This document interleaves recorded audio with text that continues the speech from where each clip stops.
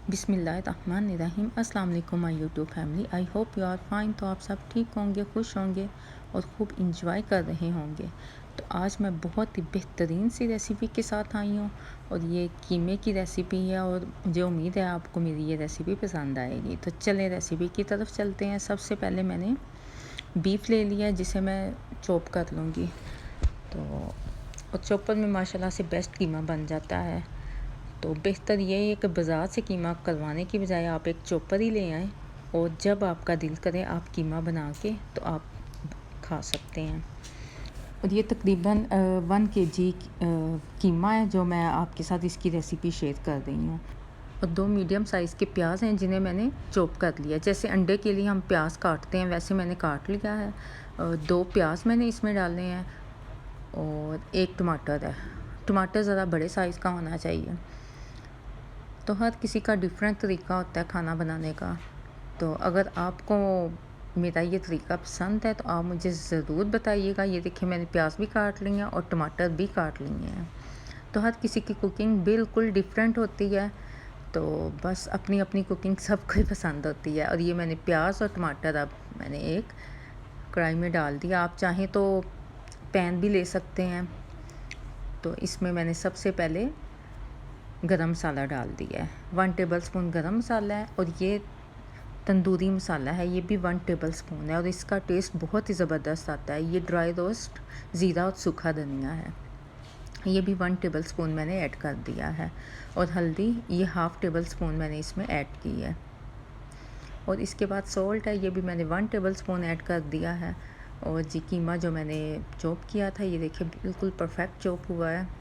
तो ये इसमें ऐड करके तो फिर मैं इन सब मसालों को मिक्स करके, तो आप चाहें तो इस टाइम पे प्रेशर भी लगा सकते हैं। अब ये देखें सारा मैंने इसमें कीमा डाल दिया है और इसे मिक्स करके, तो चाहे तो आप इसे प्रेशर में डाल दें, लेकिन ऐसे अगर कीमा बनाया जाए प्रेशर के बगैर तो उसका टेस्ट और होता है और वो बहुत ही मज़े का टेस्ट बनता है। और ये मैंने 1 टेबलस्पून जिंजर गार्लिक का पेस्ट डाल दिया है। आपको पता है ये मैं इकट्ठा ही पीस के रख लेती हूँ। रोज़ रोज़ छीलने की बजाय बंदा एक ही जगह एक ही बार इकट्ठा पीस के रख दे तो वो ज़्यादा ही बेस्ट रहता है। तो इस टाइम पे आप चाहें तो प्रेशर लगा सकते हैं, चाहें तो आप इसे कीतली में बना सकते हैं। तो लेकिन ये है कि अगर आप कढ़ाई में बनाएंगे उसका बहुत ही ज़बरदस्त परफेक्ट टेस्ट आएगा। और ये मैंने लिड रख दी है और दरमियान में आपने एक दफ़ा इसमें चम्मच ज़रूर फेरना है ताकि जो कीमा इकट्ठा हो जाता है वो फिर अलग-अलग हो जाए और वो अच्छे तरीके से गल भी जाए। और ये देखें ज़रा कीमा कुछ इकट्ठा हो गया था, मैंने सारा इसमें चम्मच से ना अलहदा कर दिया है। तो इसे आप पकाते रहें जब तक कि इसका पानी अच्छे से ड्राई ना हो जाए। ये देखिए पानी माशाल्लाह से ड्राई हो गया है और इसे मैंने एक स्पैचुला की मदद से अच्छे से मैश कर लिया है ताकि जो इसमें प्याज और टमाटर है वो कीमे के अंदर अच्छे से मिक्स हो जाए और वो खड़े खड़े नज़र ना आए। तो सालन में आपको पता है प्याज और टमाटर नज़र आए वो तो बिल्कुल भी खाने को भी नहीं दिल करता। और ये मैंने बिल्कुल इन्हें मैश कर लिया है ताकि कीमे के अंदर ही मसाला सारा मिक्स हो जाए। तो इससे बहुत परफेक्ट कीमे की लुक आती है। और ये देखिए सारा मसाला मिक्स हो गया है। तो इसमें अब मैंने देसी घी डाल देना है। आप चाहें तो बटर भी डाल सकते हैं, लेकिन आप यकीन करें देसी घी में इसका जायका बहुत ही मज़े का बना था और घी भी ज़रा ठीक होना चाहिए। ये मैंने तकरीबन हाफ़ से थोड़ा ज़्यादा ही 1 कप ही कह लें वो मैंने इसमें ऐड कर दिया था। और कीमे आपको पता है ड्राई बनता है तो इसमें घी जो ड्राई चीज़ें होती हैं उसमें घी ज़्यादा ही जाता है। तो ये देखिए अब मैं इसे थोड़ी देर के लिए पकाऊंगी क्योंकि घी मैंने फ्रिज में रखा हुआ है तो वो ज़रा अच्छे से मेल्ट हो जाए।